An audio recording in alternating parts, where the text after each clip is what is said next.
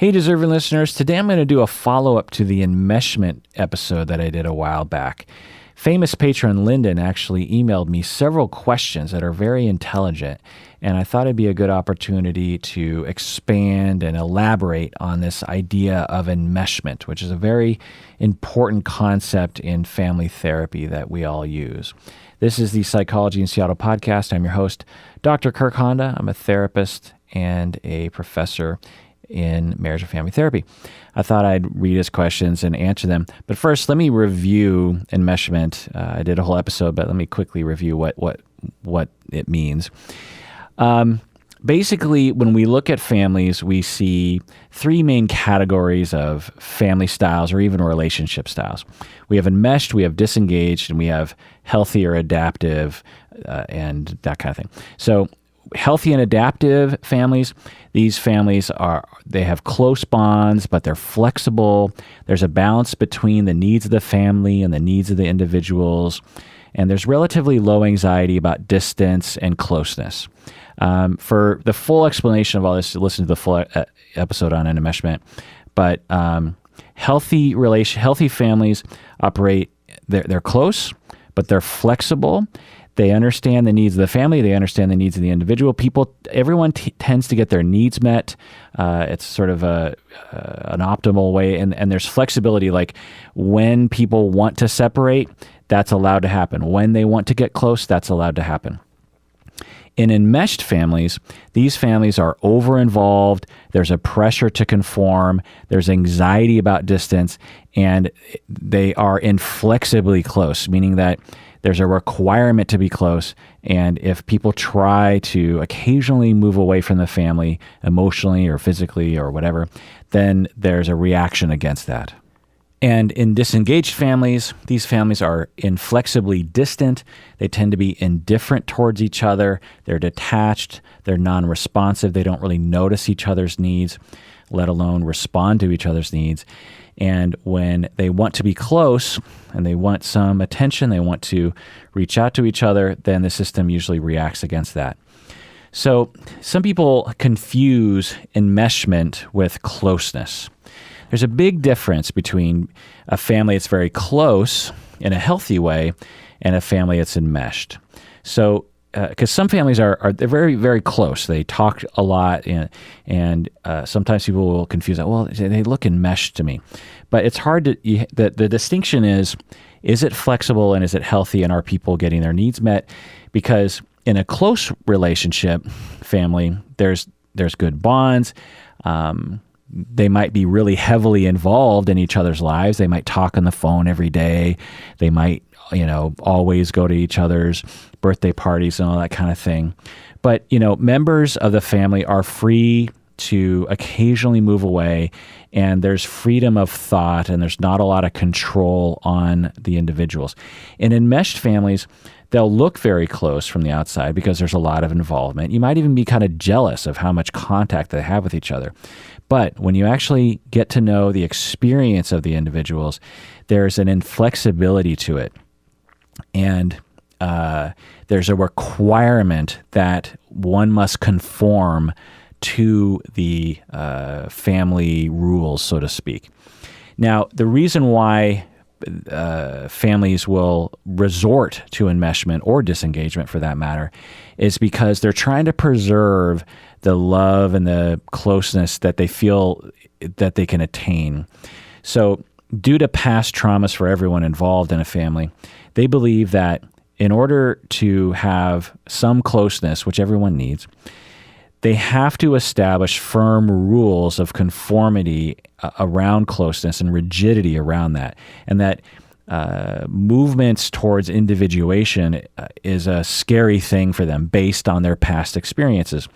So usually there's good reasons why families will resort to enmeshment as a way of trying to get their needs met. A lot of times people will look to enmeshment. They'll be like, oh yeah, my mother, she was such an enmeshed person and she had no boundaries, and, she was just always controlling and never letting anyone individuate. Well, I get it. It's frustrating, but there's a reason why the mother was like that. Usually, though, what happens over time is the family will adopt the parent style of relating, whether it be healthy, adaptive, close, enmeshed, or disengaged.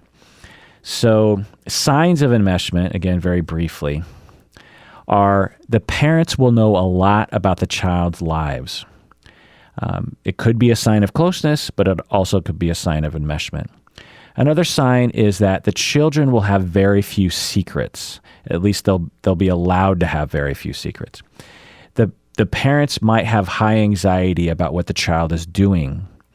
The parents will often think about the children. Again, this could be an example of a close, adaptive, healthy family. It could also be a sign of an enmeshed family. The parents also will not like closed doors or restrictions of access, like passwords and locks and this kind of thing. This is usually only an indication of an enmeshed family. Not all enmeshed families will experience that, but if we see that, like, you are not allowed to have your own privacy, this is usually a sign of an enmeshment. The parents might be very anxious when there is a disagreement between parents and children or between anyone in the family. So whenever you have anxiety about, shall we say, trivial disagreements, like, what your favorite movie is or what a memory was. Like, one of the things you'll see in an enmeshed family is that they'll have a hard time agreeing to disagree. They'll have a hard time having a different take on a past experience. Like in an enmeshed family, say the son is like, I remember Christmas 1955 and we did this. And the mother is like, oh, no, that's not what happened. And in a healthy family, it won't be great to disagree on that, but they'll be like, well, I guess we both just remember that differently. Let's move on. In an enmeshed family, that'll be a threat because it's a indication of difference, which is very threatening to an enmeshed family. To an enmeshed family, when there's the slightest bit of difference or disagreement or individuation, it's because of past traumas to these individuals. It's an indication that the family is going to fly apart and you're going to lose everyone. This isn't a conscious thought, but it's how people react. Parents and other people in the family, in an enmeshed family, will also use guilt and shame a lot to shape other people's behavior. They might say things like, how could you do this to me? Like, say the daughter gets bad grades and the parents are upset about that. In an enmeshed family, there might be an impulse from the parents to be like, to take it personally. Like, I can't believe you would humiliate me like this by getting bad grades. Or I can't believe that you would get bad grades after I told you to get good grades for so long. How could you do this to me? There's a lot of taking it personally. The parents, and again, all these signs aren't universal to all enmeshed. It's just like some of the signs you might see. Another sign of an enmeshed family is the parents might do a lot of negotiation with the children. They might accommodate a little too much. They might plead with the child. Instead of drawing a firm boundary with the child, the parents will try to plead, please, can you please pick up your toys for me? And that's another sign of enmeshment. Because, again, the reason is that the parent who believes that individuation and difference is a threat, when you're parenting a child, there are moments where you just have to draw a boundary and the kid isn't going to like it. You're going to say, look, son, you're 13 years old. Your curfew is 10 o'clock, and that's just the way it's going to be. And I know you want to go to the party, and the party goes till midnight, but in this house, your curfew's at 10, and that's just how it is. And that's what we believe to be age appropriate for you. And I know you disagree with me, and I know your friends are allowed to go out to midnight, but that's just not how we're going to do things here. I hear your points. It's just not going to happen. You got to be home at 10. When you're older, you can have a later curfew. In that moment, your kid is possibly going to be real upset and is going to slam the door and is going to be like, you're idiot. I hate you. You guys are idiots. And in that moment, there's a separation, right? There's the parents who believe one thing, there's the kid who believes another, and never the twain shall meet until that kid grows up and has their own kids. And if you're healthy and adaptive, you're able to withstand that difference.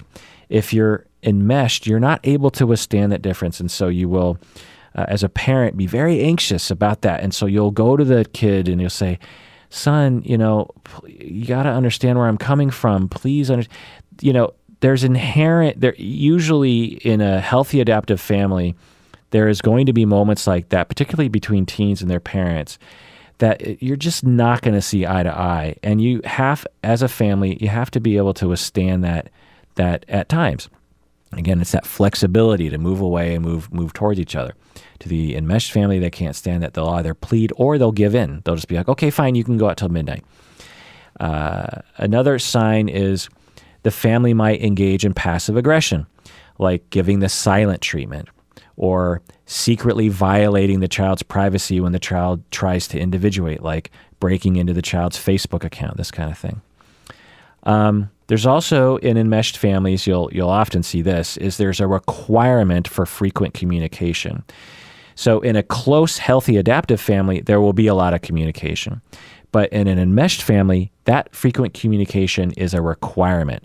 And the family members will be ambivalent about that. On one hand, they like the frequent communication because they do enjoy the closeness. But they also feel this requirement, this like, you better email me every day. You better call me every day or else.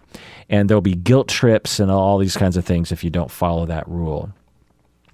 The other thing to point out is, because sometimes people say like, well, I kind of feel like my family was enmeshed, but you know what? I haven't talked to my family in 5 years. I drew, really firm boundaries with them a long time ago, so I'm not enmeshed. So, and the other thing is you can't fit all human experiences into these small little categories. But one of the ways of looking at that scenario where you have a lot of signs of enmeshment, but there are some people who have, basically removed themselves from the family enmeshment, is that the distancing from the family is a coping with the enmeshment. The enmeshment is creating so much trouble for the individual that they have reacted to that enmeshment by separating, themselves physically and emotionally, or not emotionally, but physically and, and communication-wise. But often, emotionally, the person is still enmeshed with the family members. The family is still in their head, if you will. Anyway, listen to my full episode. Now, children of enmeshed families will often grow up with at least some of the following things, like a lack of self. Again, listen to my other episodes about lack of self. Dependency, preoccupied attachment, borderline personality, anxiety about distance from others, paranoia about the thoughts of others, low value on privacy and boundaries between you and other people, low self-esteem, repressed rage. This is a big one. Not always present, but when you emerge from an enmeshed family, a lot of times you have tremendous repressed rage because when you're in an enmeshed family, anger is not acceptable. And so you can't assert yourself. You're constantly forced to conform to the enmeshment. And the only way you can survive as a child is if you essentially cut yourself off from the ability to express your anger, and all that anger builds. And so these people have just a tremendous amount of rage that can either manifest in very explicit ways through violence or through very illicit, what's the opposite of explicit? Illicit ways? Anyway, secret ways, such as passive aggression, like drinking a lot or stealing or lying, or having a secret journal that you talk shit about everyone in, or cheating on people. Also, people from enmeshed families can often be immature or be irresponsible. Again, listen to my full episode on enmeshment, but let's get into famous patron Lyndon's questions here. There's a lot. His first question is, what strategies do people from enmeshed families use to get their needs met? Well, this is a tough one to answer briefly because, we have lots of different needs. And again, it's hard to generalize because enmeshed families don't always look the same. But generally speaking, a strategy that's often used is enmeshed people in enmeshed families tend to believe that their needs have to involve their other family members and can't involve other people. So people from enmeshed families often, they feel a dependency on others to meet their needs. They feel like they can't really meet their needs on their own because they were taught from age 0 to 20 that if you try to meet your needs on your own, that's selfish or anti-family or something. And so a lot of times people from enmeshed families will say, like they're hungry and they're like, well, I need to go to dinner with someone, or I need someone to make me the food, or they feel sad and they're like, the only way I can be not sad is if my mom makes me feel not sad or something, instead of having a flexibility around maybe looking outside the family or maybe even looking inside the self. I could go on and on, but you have a lot of questions, so let's move on to the next one. What's the difference between enmeshment and diffusion? Okay, so I think you're reading some material because I don't think I talked about diffusion in the other episode, but I'm glad you're reading about it. Now you're getting into family therapy theory, and systems theory, which there's a lot of different definitions of these words. But to answer your question, they're essentially the same thing, but diffusion is more of a narrow term. Diffusion refers to the diffusion of boundaries. So we will evaluate family therapists like me, boundaries on a scale from diffused, meaning that there's too much, back and forth. The boundary isn't helpful, isn't present enough.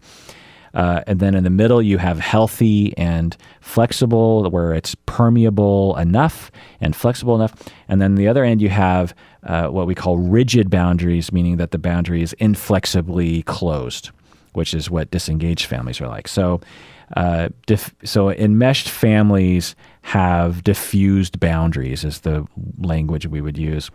But you could also say that an enmeshed boundary and a diffused boundary are one and the same. And it just kind of depends on the context that's being used.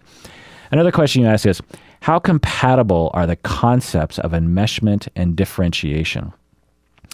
So again, I've done episodes on differentiation as well. You can listen to my full episodes on that in the past. But this is a very astute question because I'm guessing you're like, you've talked about differentiation before. It kind of sounds like enmeshment. Well, yeah, both concepts come from family theory and also from systems theory. And so, and a lot of the theories relate. But differentiation, so how do I answer this briefly? Because differentiation is a pretty complicated topic.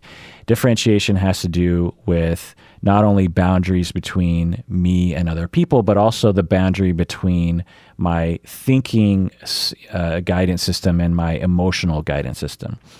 So, and those are related in terms of like, if I'm differentiated between me and other people, then I tend to be differentiated between my thinking and feeling. And if I'm differentiated between my thinking and feeling, then I'm differentiated between myself and other people. But to answer your question, how compatible are they? They're very compatible. In fact, systems theory people, family therapists, almost all of them will incorporate the concept of enmeshment, disengagement with the concepts of differentiation and triangulation. Another question here.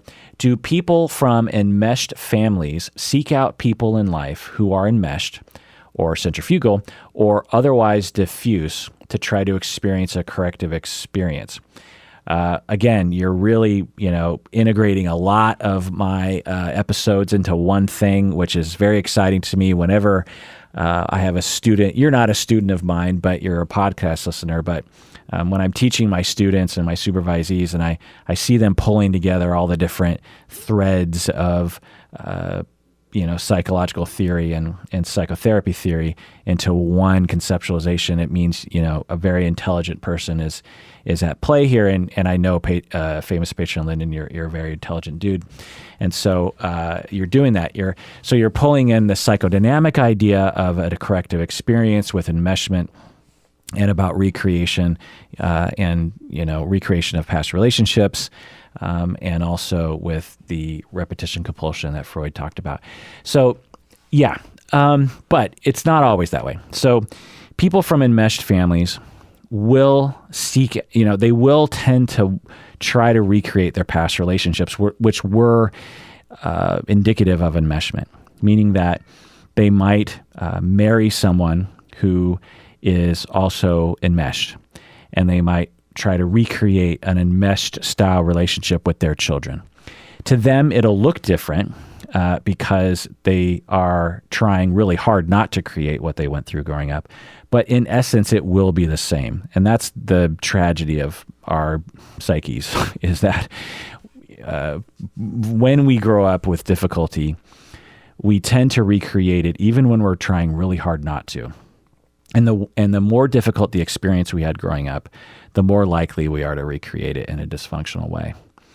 So without going into detail on that, you're just going to take my word for it. But yeah, so one of the reasons why we recreate these experiences is because we're trying to create a corrective experience. We're trying to have a new outcome from this new recreation. For example, you have a son who grows up in an enmeshed family, and he felt like his parents were very invasive of him.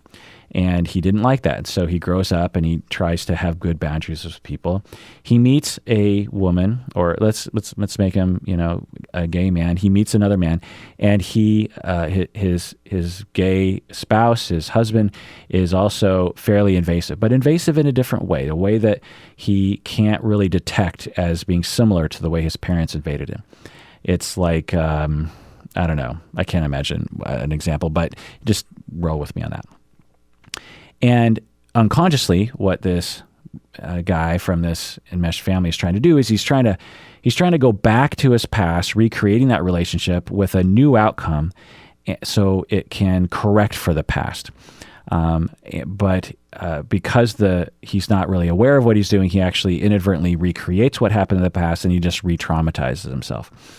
Now, certainly that's possible. We could imagine that happening, but I would say that that's not always the case. For sure, a lot of people from enmeshed families actually will match up with people from disengaged families. This creates a kind of balance. So someone from an enmeshed family meets someone from a disengaged family, and the two of them balance each other out really well, because the enmeshed person really pursues the disengaged person. The disengaged person is now like, wow, I've never felt this amount of love from anyone in my life, because this person is so close to me and, is interested in me and, needs me and really reaches out to me in a way that my family never did with me. This feels so good. And to the enmeshed person, they're like, I really like the disengaged person because, they're giving me my space when I need it, and they don't demand things of me all the time. This feels good. And so those two people can fit together in a very dysfunctional way at times, but also a very functional way at times. There's nothing dysfunctional about these arrangements. It's just a matter of like, how conscious are people of their needs and getting those needs met with each other. All right, another question here from you, famous patron Lyndon, is how does enmeshment play in cluster B? As a causal element or just as an aspect of family life? So he's asking, does enmeshment play a role in development of, say, borderline personality or narcissistic personality? In general, people as adults who have borderline or histrionic tend to come from families that had at least some elements of enmeshment. But life is too complicated to draw that much of a connection. People from disengaged families tend to produce narcissistic people. The idea here is that, but when I really think about it, it's too hard. One thing I can say is that disengaged families, which is, the opposite of enmeshed, meaning that the boundaries are too rigid. People don't really notice each other's needs. They don't turn to each other's needs. When you are in a disengaged family, the children grow up in an environment, 0, 1, 2, 3 years old, realizing that they can't really turn to other people to get their needs met. People aren't really even noticing their needs. And although they might not be going through abuse, but they might not be.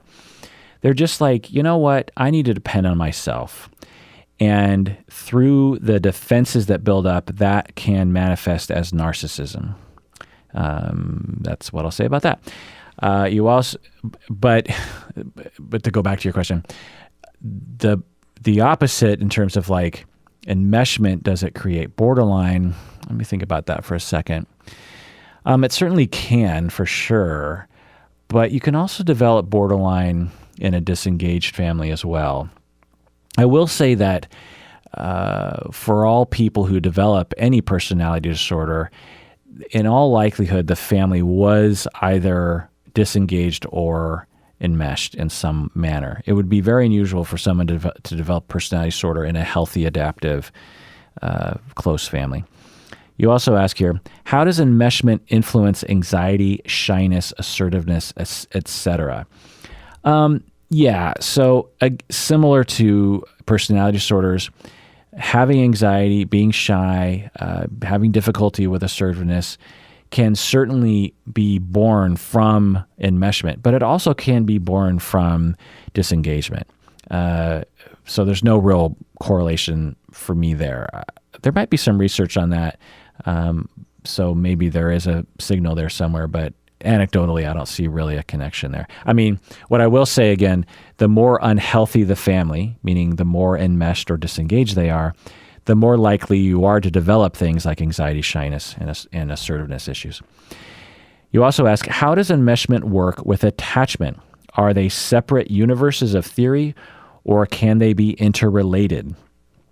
They're absolutely related. So they're often not explicitly discussed in a related way, but when I teach, I always talk about it. I just can't help but to always relate it back to attachment. So when I'm talking about meeting each other's needs, I'm talking often about attachment needs. So you have a family, you have 2 parents and 2 kids, and every one of those people, all 4 of those people, have a deep need for attachment from, minute to minute basis. They want to feel secure. They want to feel like people love them. They want to feel like people notice them. They want to feel like they can reach out to people and get their needs met. They want to, have an exchange of fun or creativity, or they want to cry on someone's shoulder. They want other people to be interested in them and like them. All those needs are swirling around on a constant basis. And in a healthy family, they're able to express those needs, make bids for those needs, and other people will notice most of the time, attune to that, and really understand those needs and respond accordingly to meet those needs in other people. And all that has to do with attachment needs.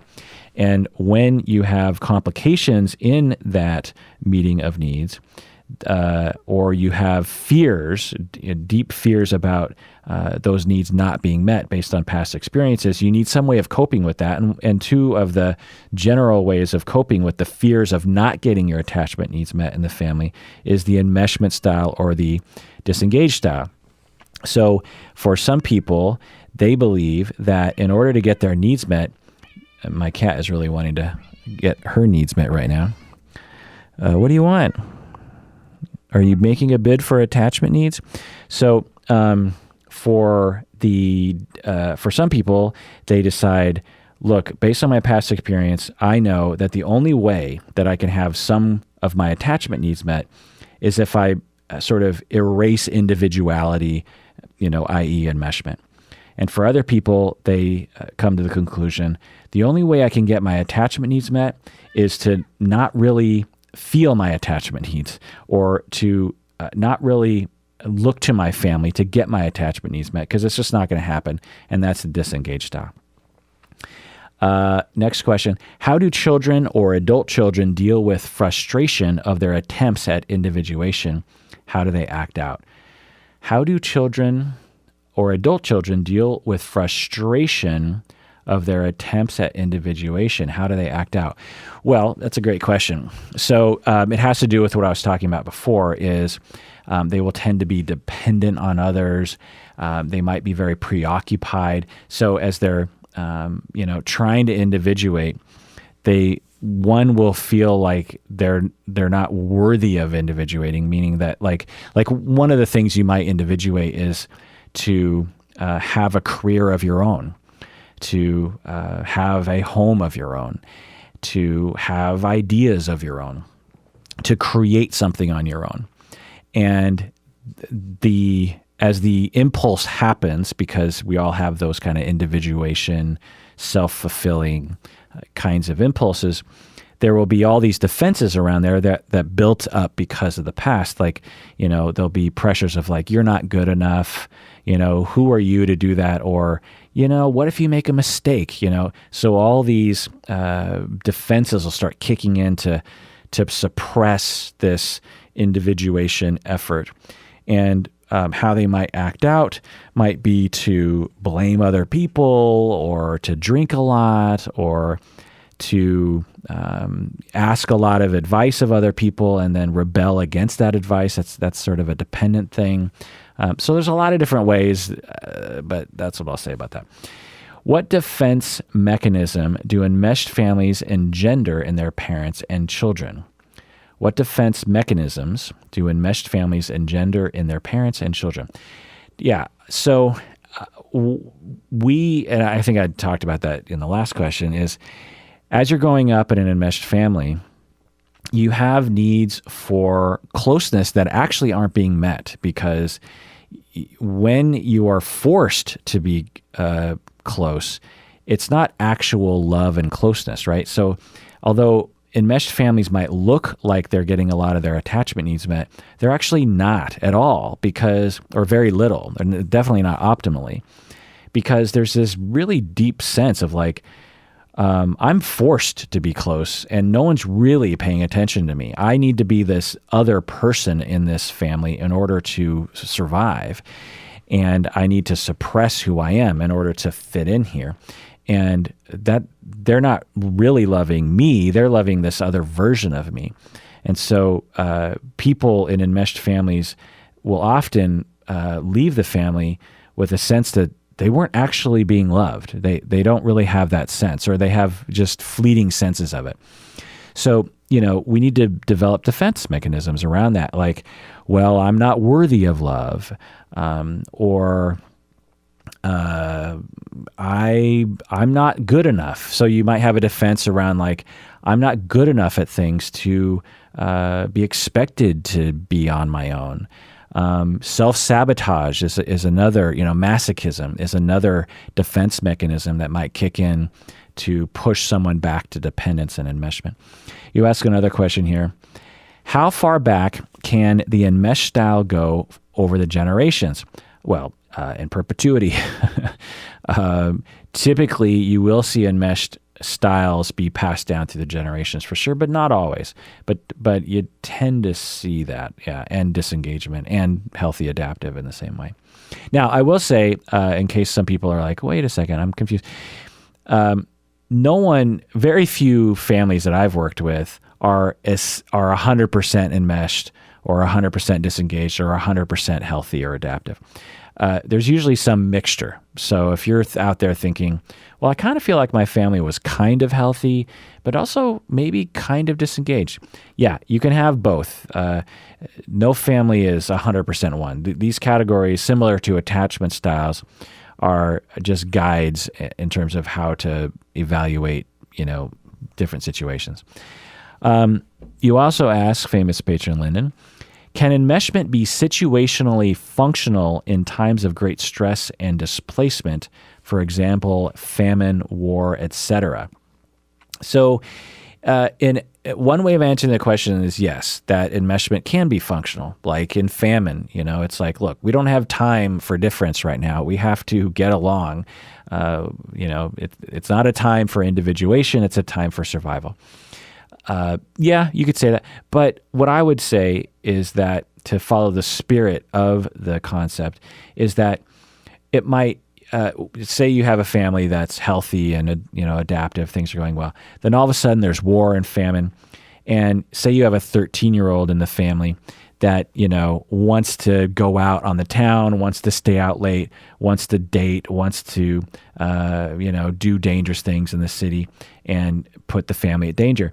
And the family is like, look, kid, you can't leave the house. You can't, you can't be individual right now. You have to be a part. We have to survive. You've got to find food with the rest of us, blah, blah, blah. Well, an adaptive family would be able to communicate that to the teenager in a way that the teenager would understand. And the teenager would feel like, oh, I get it.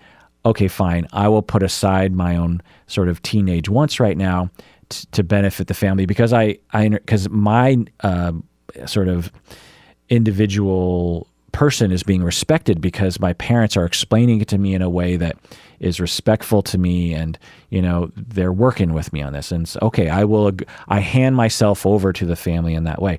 I wouldn't call that enmeshment. I would call that adaptive, right? So the boundaries are becoming very diffuse in a flexible way because the family needs it in that moment. And then as the famine and war goes away, then the family can start to reevaluate those boundaries. Again, people often say like, well, are healthy families like always in the middle between disengagement and enmeshment? And the answer is no. Healthy, flexible, adaptive, the key word is adaptive, that healthy families can adapt to the situation. An example I frequently give is when you fall in love with someone or you love someone and you're having like a love experience, like say with your spouse, and you're cuddling and you're for half an hour, you're just whispering in each other's ear, and you're just laying there in bed in the dark, and there's not a lot of differentiation between you and them, and you're not thinking about anything else, and there's just a lot of enmeshment. Well, you enjoy that enmeshment because that feels good to just kind of lose your individual self in the face of this other relationship. And then when the cuddle times are over and you decide to hang out with other people and you separate, you can do that as well. And so there's flexibility in the boundary that can, quote unquote, look enmeshed, but it's not actually enmeshed. Enmeshment is diffuse boundaries all the time as a requirement, no flexibility. So if there's a war and the family needs to become enmeshed, well, then we're talking about an adaptation to the situation that is functional, that when the stimulus of the war is over, they can adapt in a different way. You also ask, can you talk a little bit about identified patients and scapegoats? Great question. So this is something that is related to family therapy and systems theory. It's not necessarily related to enmeshment. So identified patients or the identified client is a family therapy idea in which and it's related to scapegoats because they often are the scapegoats. But let me just talk about the identified patient for a second. Well, let me talk about scapegoats first. So in family systems, when there is anxiety, when there's tension, again, because people aren't getting their needs met, and again, it's these attachment needs that people are trying to get met. When there's, every individual is just like, I don't know if anyone's going to love me. I feel insecure. It's hard for me to feel like I can trust people. I don't know if other people like me in this system. And this can be conscious or unconscious. When there's all that anxiety, again, of the attachment needs being met, and there's this prediction like things might go badly here, systems will resort to certain sort of patterns that will alleviate that stress. And one of the patterns that a family system will, and this isn't just family systems. This is all kinds. This is like a sports team or your system at the office or a political system. We will look towards a scapegoat and to blame for all of our problems. And what it does is it relieves a lot of tension. It doesn't solve the problem, but it relieves a lot of tension. So, for example, you have two parents, you have two kids, and everyone feels like they're not really getting their needs met attachment-wise between them. The parents haven't had sex in 3 years, and they've had some fights recently. The kids don't really feel like the parents really love them. The kids are insecure at school. The parents are feeling like they're failures as parents, and this is all kind of going on in their background just all the time. And there's no release for the tension. Then all of a sudden, the 14-year-old girl, she's caught smoking a cigarette at school. And then now the family, including the other sibling, is all up in arms about that. How could you do that to yourself? Smoking a cigarette at school. What's wrong with you? Well, what's happening now is the parents and the sibling are now bonded in their attack of the 14-year-old daughter. And what this does is it creates some togetherness, some closeness. There's some contact. Even for the 14-year-old scapegoat, what she's experiencing now is some vicarious pleasure by seeing her parents bonded against her. There's a sense of safety and security of like, oh, I was worried about my parents' marriage. Now they seem really close. This, again, a lot of this is unconscious. And so the system learns, when there's a scapegoat, things are a little less bad. And the scapegoat unconsciously volunteers for this role. So the scapegoat is elected by the system to play this role, but the scapegoat also volunteers for the overall benefit to the system, which they benefit from. So then the girl decides, you know what? I'm gonna smoke a cigarette more often. I'm gonna start smoking pot. I'm gonna have my grades go down. I'm gonna start stealing makeup from Rite Aid. I'm gonna start saying some F-bombs at home. I'm gonna steal money from my younger brother. Now, from the outside, you're like, what's wrong with this kid? This kid's rebellious. Blah blah blah. It's going through a phase. Whatever. But when a family systems therapist looks at this, you're like, you know what? How did this pattern begin?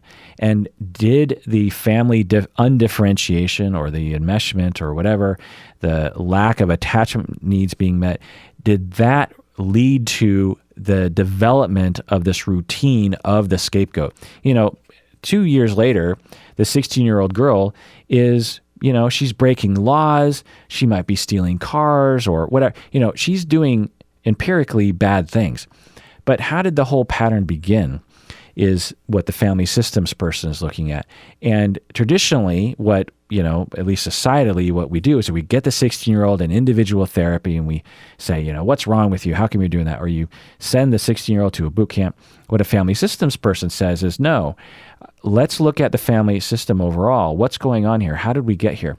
How do we change the scapegoat into someone who is actually reframing it to be a service for the family?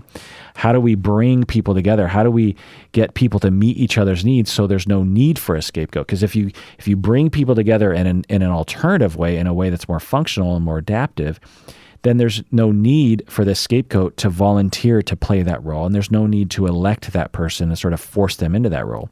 Because not only does the individual kind of volunteer, but the rest of the family will kind of force it in. And it's very interesting to see this when you study families, is you'll see a family just frame everything bad about that person, even though the sibling might be doing similar things. Not always. So that's a scapegoat. And then when that family would come into therapy, the family therapist would actually, at least in their mind, but maybe even to the family, say, that's the identified patient because the family has identified that scapegoat as the patient. But we know as family therapists, everyone is the patient. Everyone is participating in that pattern. You have another question here, famous patron Lyndon. Does enmeshment encourage particular cognitive strategies? CBT analysis, etc. Does enmeshment encourage particular cognitive strategies? Yeah, I think I've probably answered that already. You also ask, could you talk more about how enmeshment plays out when a parent attaches to a child? So again, it's hard to generalize because so many, we're talking probably about a third of the families on the planet. So I don't know how many, that's probably like 1 billion families. It's hard to generalize to 1 billion families. But, so just to maybe speak anecdotally, so, how enmeshment plays out when a parent attaches to a child. So the child and parent both want to attach to each other, right? And so the parent will, there's a lot of normal, so enmeshed and disengaged families, it's not like they're in a constant state of dysfunction. There's a fair amount of times where it's functional. It's just when anxiety happens, when the dysfunction kind of kicks in. So say, you're a mother and you have an enmeshed sort of defense. And so you have this notion that individuation leads to rejection. And so as a mother, and you're parenting your 7-year-old son, and there's good exchanges, there's love, there's attunement at times, but when the kid starts to disagree, or when the kid says, I don't want to do that right now, I don't want to pick up my toys, I don't think the way you do, I don't want to go to church, I don't like what you made for dinner, then the parent will not react well, let's just say, will not react functionally to that behavior in the child. But in terms of attaching, let's see, to answer a little bit more specifically. So to the enmeshed parent, so the mother, so just going off of this example again, the mother grew up in a family that was enmeshed, and so she developed an enmeshed style herself. And so as she parents her own kids, she has an enmeshed style. And what this means is that she's going to because when she grew up, she didn't get a lot of actual love. Because remember, enmeshment often doesn't involve actual love. It involves sort of conditional love, if you will. And so that mother has a sense of like, well, the way you love someone is through conditions. And I was never given unconditional love, so I don't even know what that is. So the mother might put a lot of messaging consciously, unconsciously around, there are conditions to my love for you. So that's one way of putting the attachment. Again, it's hard to generalize. Okay, you have another question. What is the relationship between enmeshment and parentification? So another excellent integration of ideas here. Parentification is the process in a family in which a child is elevated in terms of their role inappropriately beyond their years. So you will have often it's the oldest child, but not always, will become another parent to the younger siblings, or even a companion to the parents, or even a parent to the parents. Oftentimes, if you have a parent who is suffering from addiction, one of the children is elevated to take care of that parent. And the relationship between enmeshment and parentification is that when you have enmeshment, you're more likely to have parentification. Now, what I will say is that there's nothing wrong with a child being elevated that way, but again, it has to be flexible and it has to be responsive and attuned to that child's needs. My older brother and sister, for example, took care of me because I'm 7 years younger than them, and my older brother and sister were kind of like parents to me. So my older brother and sister were kind of elevated at times, but I would hope that they were given the chance to not play that role when they didn't want to, when they wanted to just be a kid, or they wanted to go play with other people and not have to take care of me. That flexibility is the key. So we can't just look at a behavior and say, oh, that kid's parentified. We have to look at how flexible is it and how responsive is the system to the child's needs.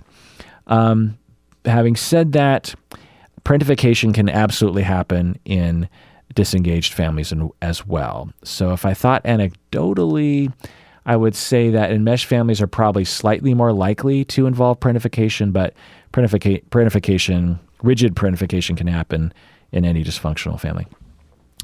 Your last question here is, what are the benefits or rewards of enmeshment to those suffering from it? Interesting. What are the rewards of enmeshment? I would say none, because there's another version of the benefits in close families that don't carry with it the negative things. Well, no, that's not true. Benefits. I would say that the benefits are